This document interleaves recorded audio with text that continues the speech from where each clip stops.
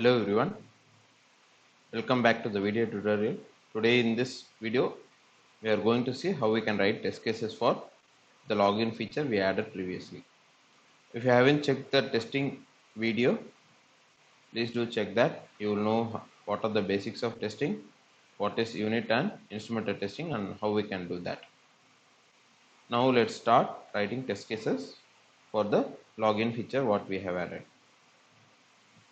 First let's start with simple email validator. So we can write unit test cases for this function. For that, first we need to create a test class for this. You can right click on that and you can add a test. So you can create a simple email validator test class.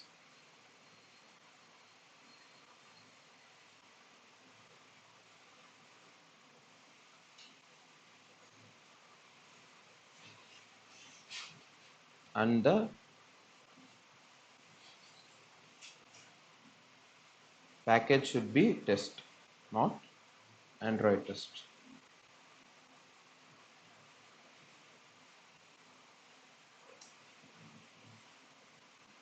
Next, you need to create a function that checks whether the given input is valid or not. Let's say if we are passing a valid function.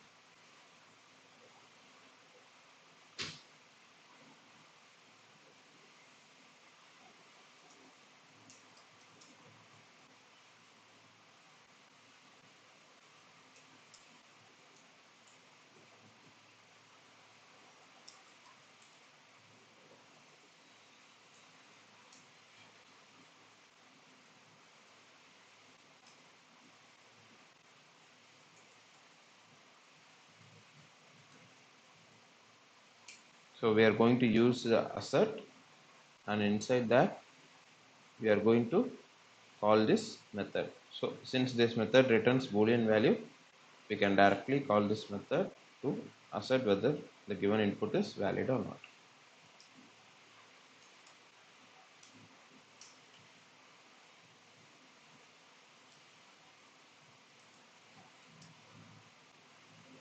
And to make this function testable, we need to annotate with test. Now we can run this test function.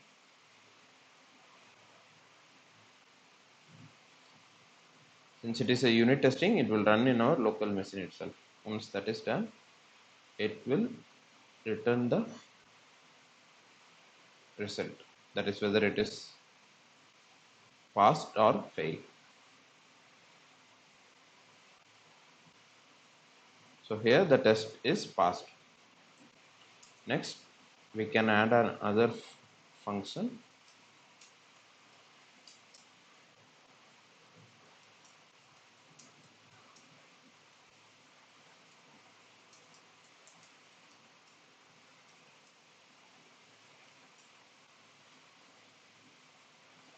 You can simply copy and paste this, and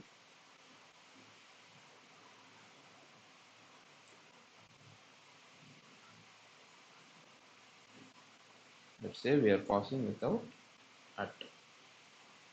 In this case, I have set it as assert true. That is, I am passing a valid email address and it should return true. But in this case, it will fail because we are not passing a valid email address.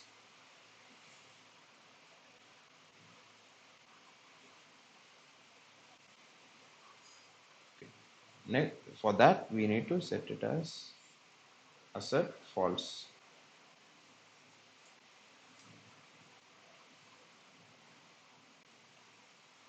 Now we can run and check, and it will pass.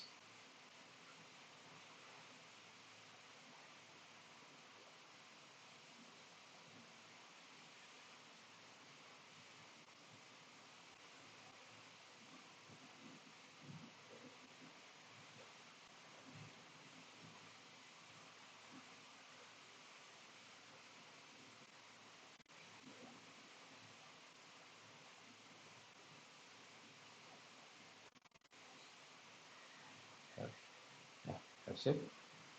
And we can run both the testers by running it from the running it for the whole class. So it will run all the tests inside the class and it will return the result.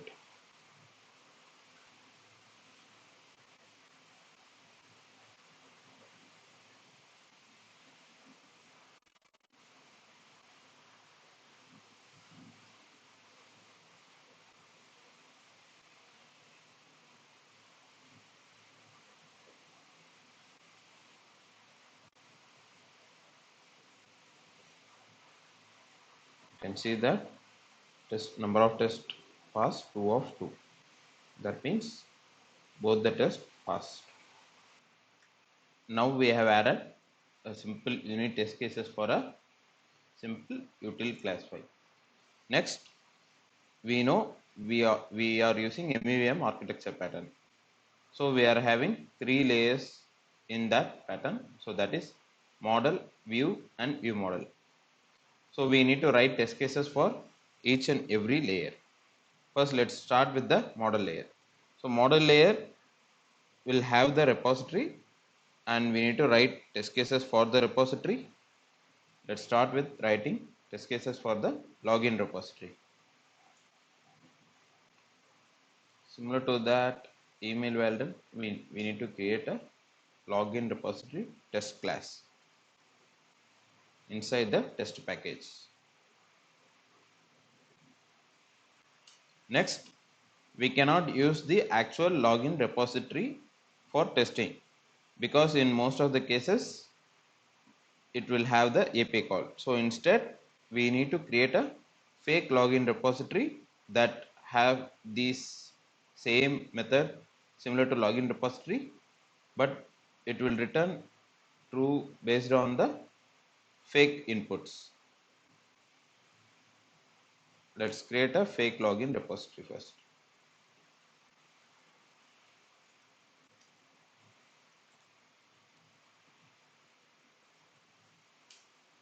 And we can implement the same login repository interface.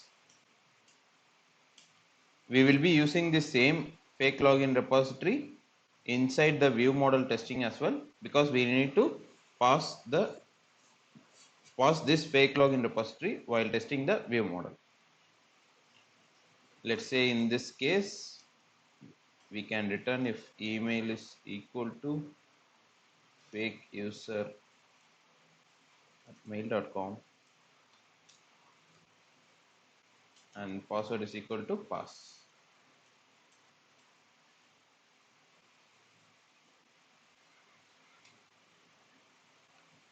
Next, inside the login repository test, we can create an instance of this fake login repository and we can write test cases for using this fake login repository. Let's say, so it is a login user function. So we can write test cases for valid email address and password, and we can write test cases for invalid email address and password. First, let's write for invalid email address and password.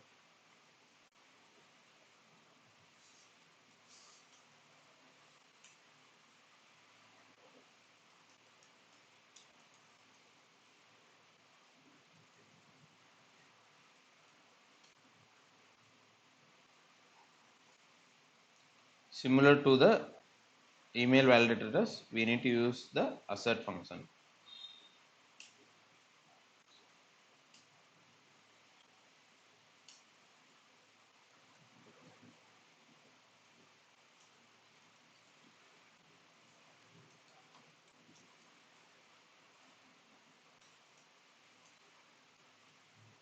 So we can see that it will be throwing some error because login user is a suspended function.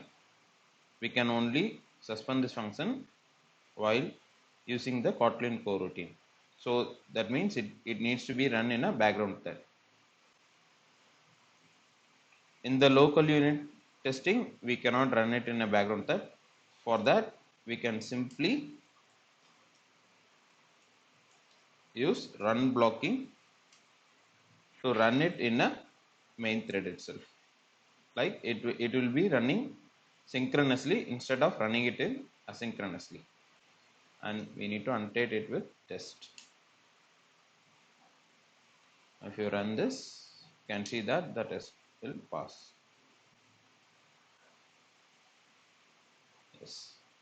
Similar to this, we can add another test that will be with login with valid inputs.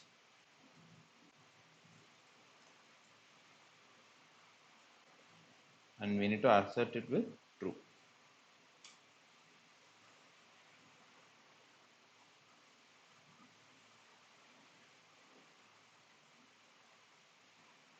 This will also fail because we need to pass fake user.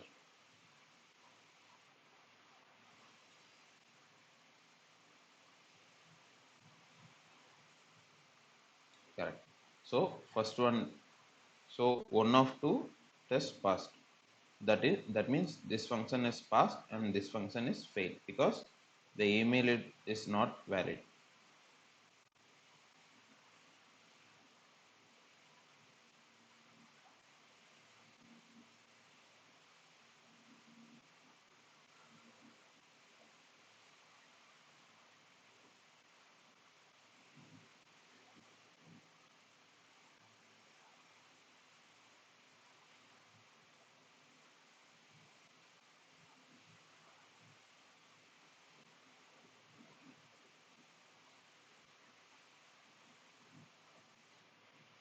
Now both of the test cases should be passed.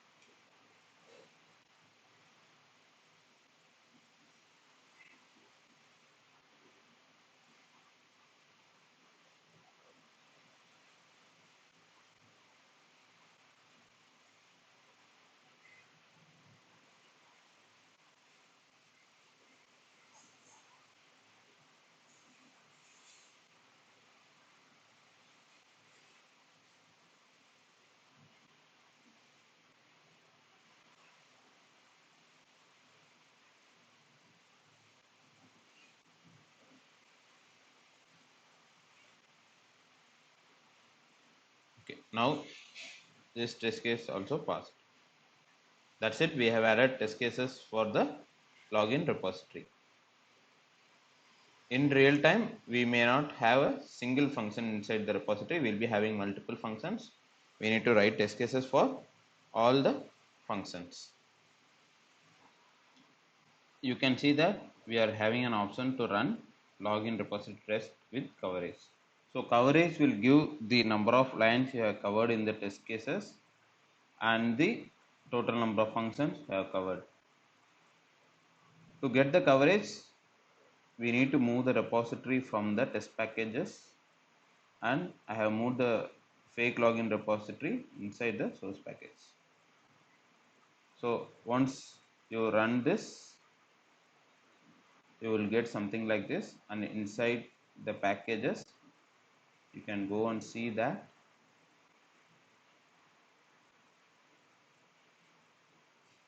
and it has covered 100%. So that means we have covered all the functions inside the fake login repository. Yes.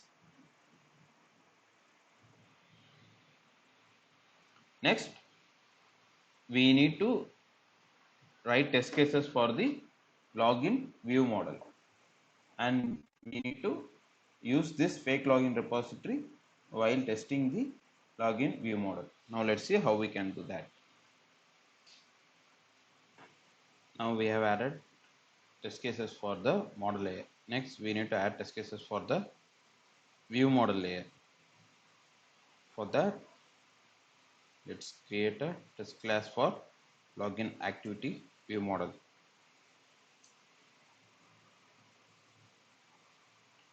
in the test package. Next, we need to create instance of the login activity view model.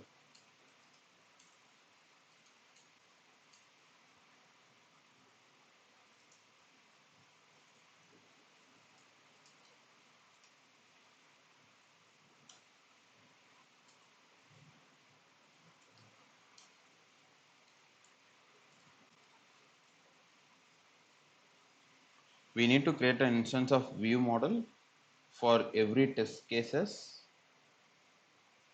before that test case being executed, so that the value inside the view model will be assigned each and every time when we run a test case. So we can use this annotation before, and it makes the function to run each time before the actual test cases is executed. So we can initialize the variables over here.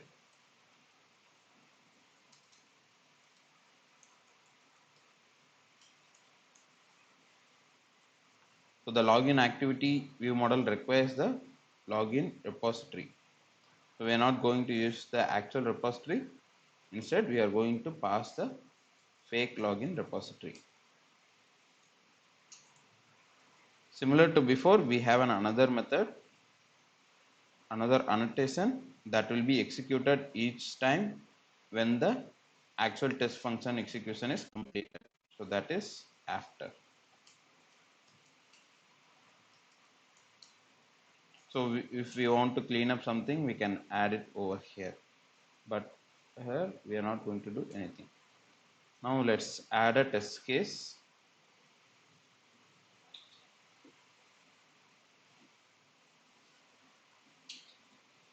In the login view, we are going to have a two fields. One is for email and another one is for password. And the button will be enabled only when email and password is entered, and it must be a valid email and password. So first the user will be entering the email and password, and we need to check whether the login button is enabled or not. First, let's write test case for that.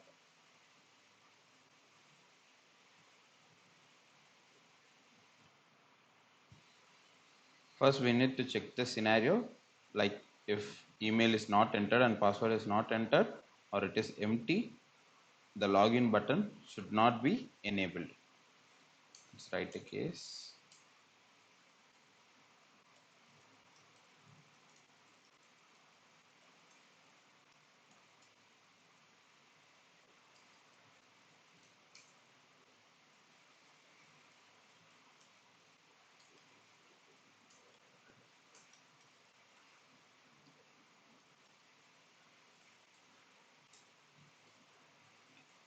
Next, we need to assert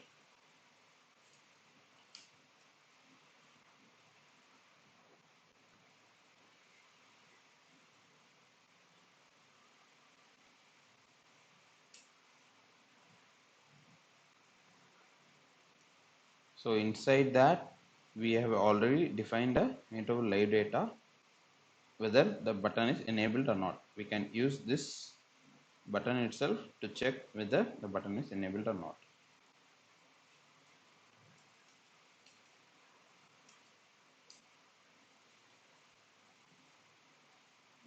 Since it is a live data, we cannot directly get the value.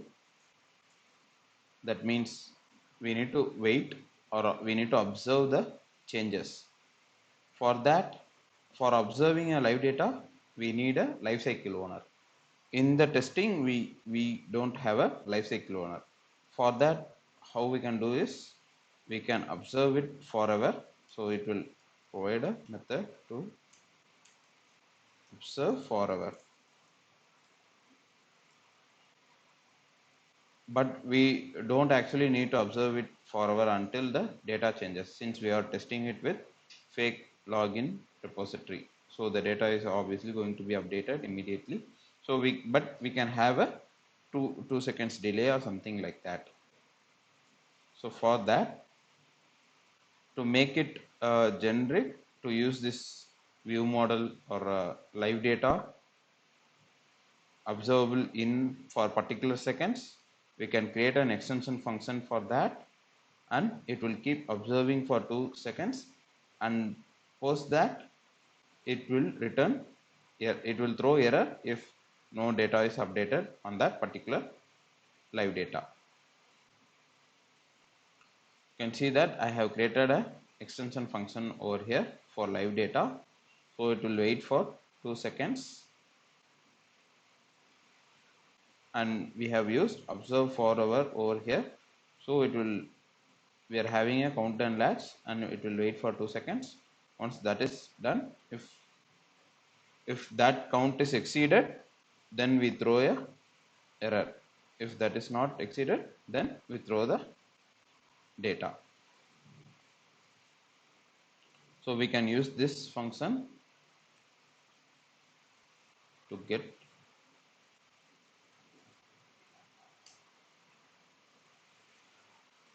our await value.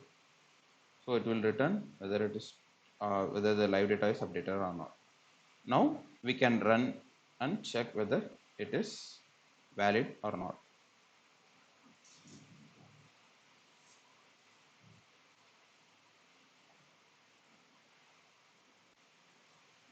You can see that it throws an error saying some main thread issue. That is because we are using live data that needs to be observed in another particular thread, and for that we need to define a role in our test class.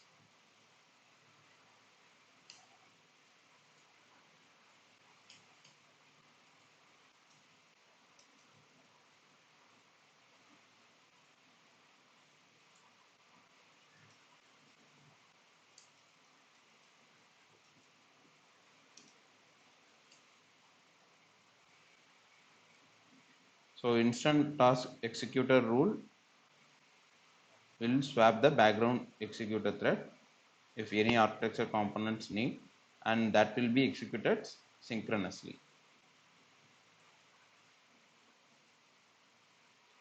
Once we added this, and if we run this now, it will work.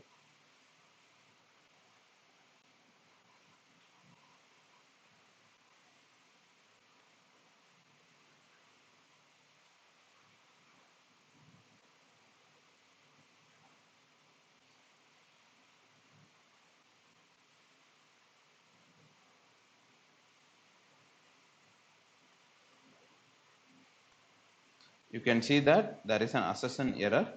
That is because we have set the email and password value with an empty text, and we are asserting it as true. That means we have checking that as the button is enabled. So we need to convert that to assert false.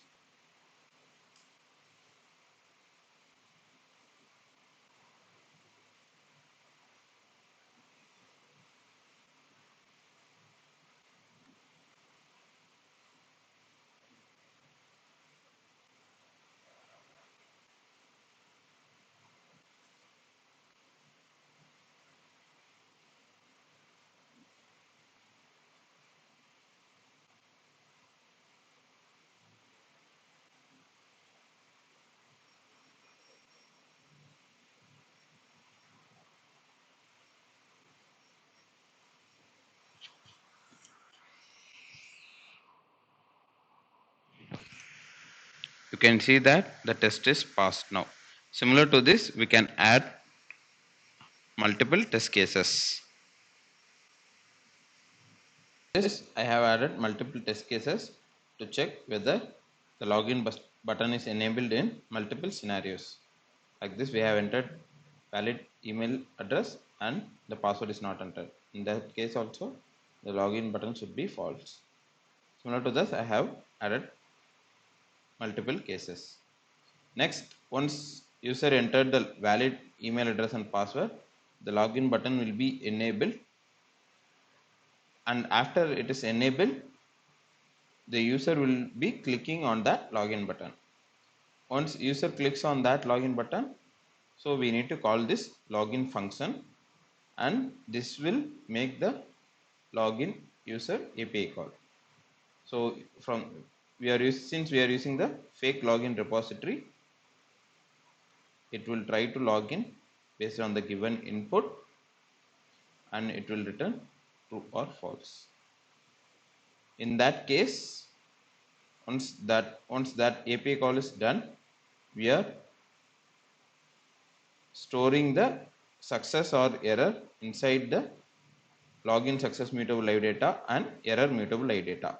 If the given input is not valid or the given user is not found, we are setting the error mutable live data to with user not found text, and the login success mutable live data will be set with false. And if the user tries to log in with valid email address and valid password, and that is a registered user email address and registered password, then we will set the login success mutable live data to true. So we need to check all these cases. First, let's add if user tries to log in with an unregistered user email address and password. So we are setting the data, that is email address and password. Next, we are checking whether the login button is enabled. Once that is enabled, we are calling the login function. So that will make the API call. Once that is called, we are checking whether the login success mutable live data is false. That is, since we are trying to log in with unregistered user email address, and we need to check the error mutable live data, and we need to compare it with the user not found string. So in this case, it will pass, and this scenario is valid.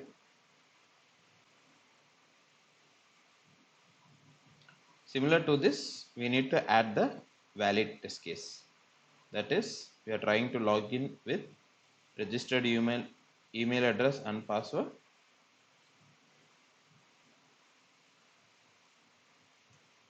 and once that is entered, the login button will be enabled, and that is, once that is entered, we will be clicking on the login button, and it will make the API call, and we will check the login success mutable live data. In this case, the login success mutable live data will be set to true.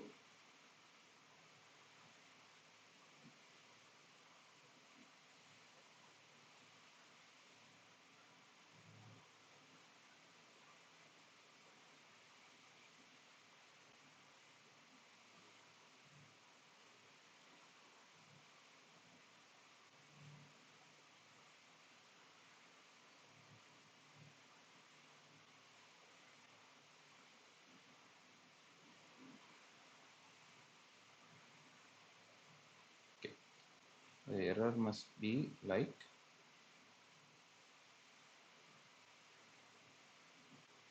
okay, we needed password length greater than 4. Let's change it to password and password. You can see that the test is passed. So that means we have completed writing test cases for the view model. Next, we need to write test cases for the login activity. That will be an instrumented test cases. So we need an emulator to run that, and we need to write the test cases inside the Android test package. Now let's see how we can do that.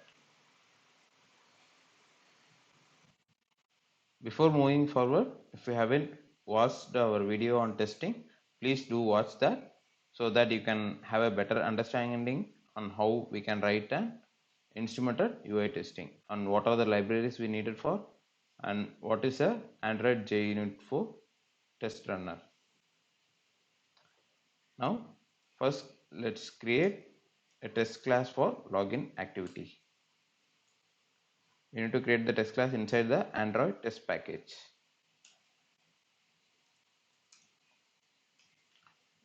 Next we need to annotate it with Android JUnit 4 class.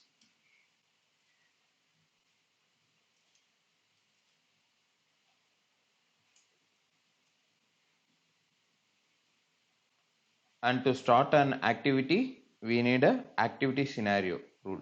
So that rule will initiate the activity when we run the instrumented test cases.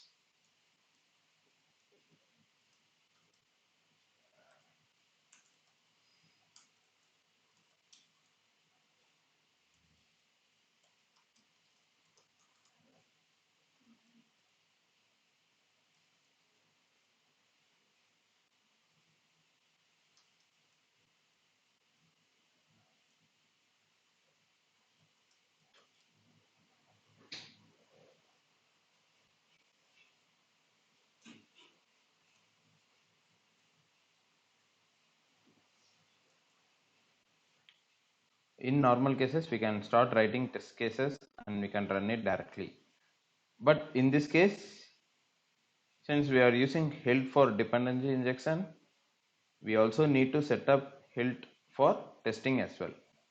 For that, first let's see what we need to set up for Hilt.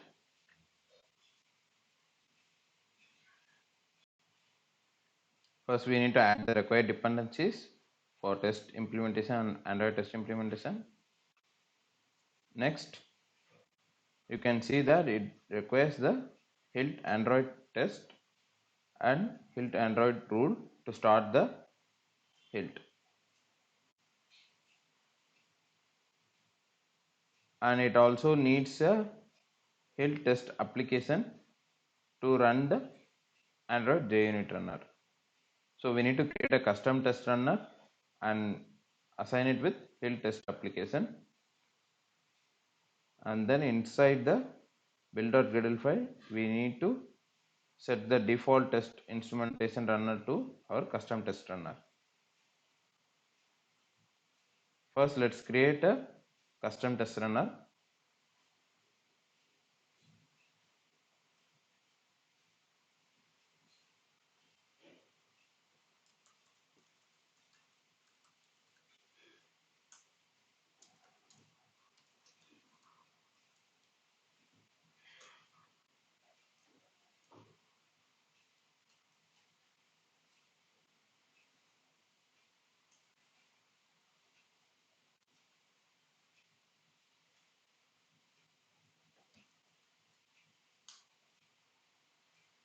And in the class name we need to pass it as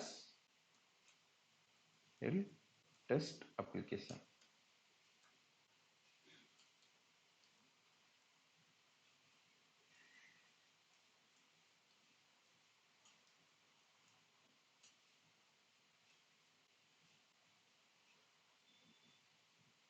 Next inside the build.gradle file we need to assign the test instrumentation runner to our custom test runner.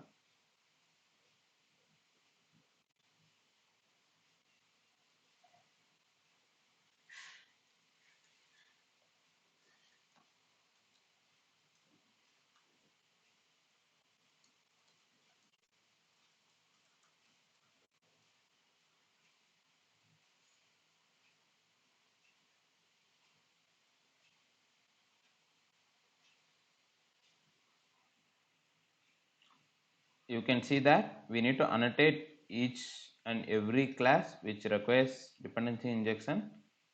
We need to annotate with @Hilt Android test as it will generate the required Hilt components. And we also need to add this rule Android Hilt Android rule.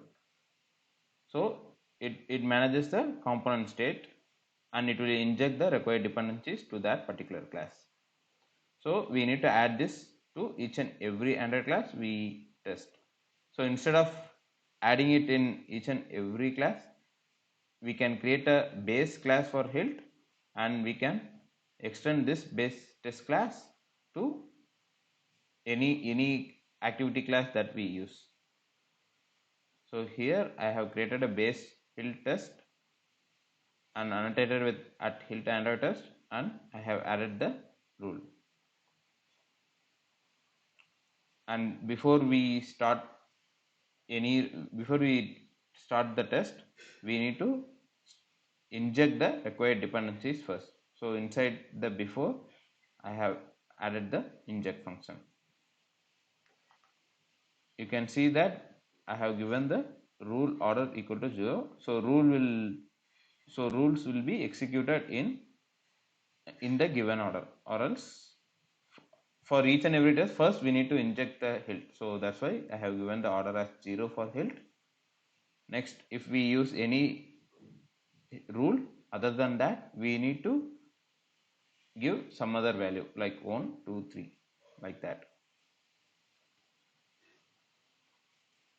So here now we can directly extend the base hilt test.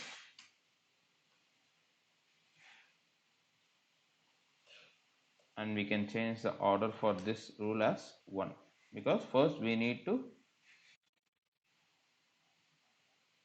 inject the dependencies, we need to start the hilt, next we need to start the activity rule.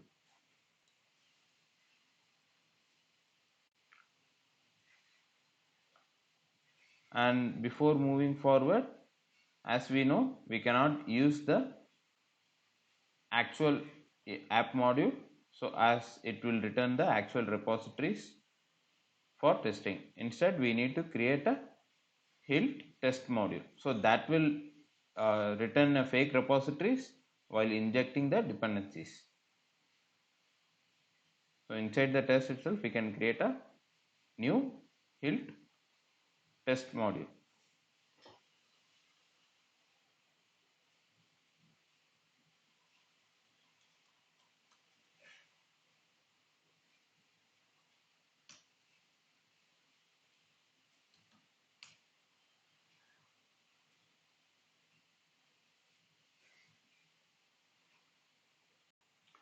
So in the test module, you can see that I have annotated with at test install.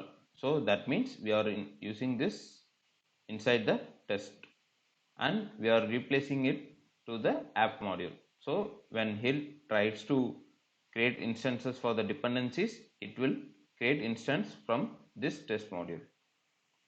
And we have a function, so that will create instance of login repository interface, but in this case we are returning fake login repository. We need to set up the Espresso to access the UIs.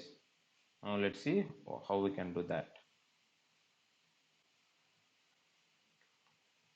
So Espresso core will give the basic view matches, accents and assertions. Then we can use Espresso intents to validate the current activities, and we can also use Espresso contrib to have accents for recycler views and date pickers. First, we need to add the required dependencies inside our build.gradle file. Here we are using core, intent and contrib. Next, using this basic functions, we can get the views and do actions, like we can type something, or we can perform click, or we can match the text. As we need to use these Espresso action functions inside each and every instrumental test classes, we can create a Espresso action class and create separate functions to do these functions and perform these actions. Here I have created a Espresso action class. In our case, we are going to have a 2 edit text and 1 button. So that button will be disabled until valid email and password is entered. First, we need to check whether that button is disabled or not. So we are using Espresso to check and match that view is enabled or disabled. Similar to that, we can add for to check whether that view is enabled. Next, we need to enter something inside the edit text. For that, we can use type text action. So this will take the view ID and the string what we need to enter as the parameter, and using this we can type the required text inside the text field. Next, we need to click the button. So it is not about the button, we can also click any view, so we get the view ID as the parameter. Once user enter an invalid email address and password, and that user is not valid, and in case if we want to show some toast or something like that, we can match the toast. So to match the toast, we need a separate toast matcher. So I have created a toast matcher class, so that will get the toast view from the window, and it will check whether the given text is displayed or not. Next, once user enter a valid email address and password and user clicks on the login button, user needs to be navigated to the next screen. So we need to check that the next screen is displayed or not. So we can use the intent matcher for that.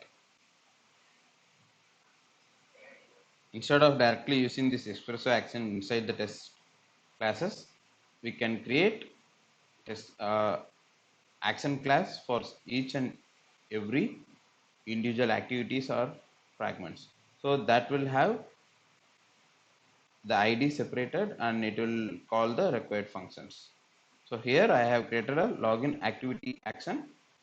So we just need to call this method with the required text, and this login activity action class will know the view IDs whatever in that XML file we can have in one place, and we don't have to worry about in updating in each and every places where we use this login activity test.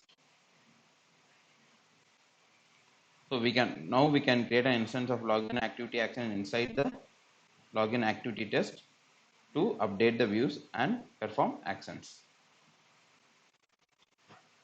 Our first test case is going to be, we need to check whether the button is enabled or disabled as soon as the login activity is displayed. Let's say we haven't entered anything and we need to check whether the button is disabled. So we have created an instance of login activity actions, and we can directly check whether that login button is disabled.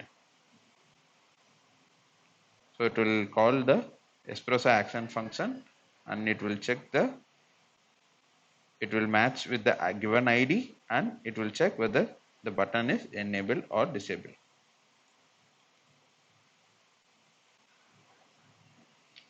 Our next case is going to be when user start typing the email ID and password, we need to validate in different cases. Like user might have entered only the email and password is not entered. In that case also we need to check the button is disabled or not. So here I have added three cases, like one is email is entered and the button is still disabled, and another one is valid email ID is entered but the password length is not matched, so that password is invalid, and in that case also the button should be disabled. And in the next case is user entered an invalid email address and a valid password, and in that case also the login button should be disabled. Similar to this, we can have multiple cases. Next, let's say user have entered an unregistered user mail ID and a valid password. In that case, the button should be enabled, and we need to click on that button, and we need to match the toast. So in this case, user not found toast will be displayed. So we need to check whether that toast is displayed or not. In our next case, user enters an registered email ID and password and the button is enabled. Then user clicks on the login button, and once the login is valid, we need to move to the next screen. In this case, we are moving to the next screen and we need to use the intent matcher to check that. So we need to check whether this given class is displayed or not. But here we need to, if we need to check the intent matcher, we need to initialize the intents first. For that, before starting this test case, we need to start the intent, and after this test case is completed, we need to release it. For that, we can use the startup function and cleanup function. So that is defined inside the base hill test. So we have annotated with at before and at after. So at before will be executed before the test function is executed, and at after will be executed after the test function is executed. So we can override this method and we can initialize the intents and release the intents. So now we can run these test cases and check whether these test cases are passed. Now we can run and see that whether these test cases is passed or failed. Before running the test case, don't forget to change the annotation to at hilt Android test. Next, you can run this test.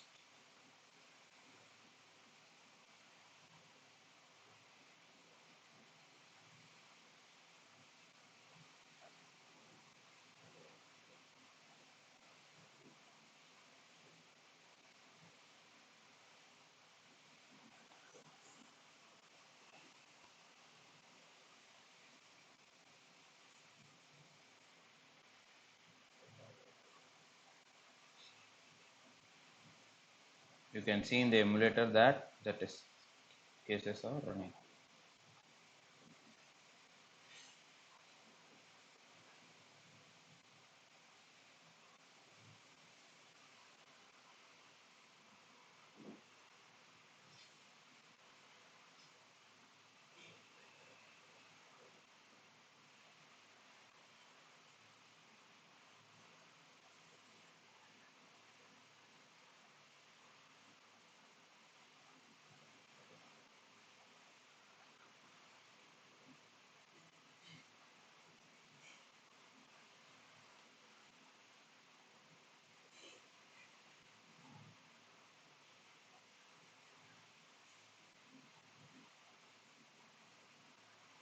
Similar to this, it will run all the test cases and you can see the result over here. So that's it. We have completed the testing part of login feature. In our next video, we are going to start writing. We are going to add product listing and product detail feature, as well as we are going to write test cases for the product detail and product listing feature. In that, you will know how we can write test cases for navigation components, and we can see in deep in that video. So that's it. If you like this content, please do like, share and subscribe to our channel. You can post your queries and comments below, and thank you for watching.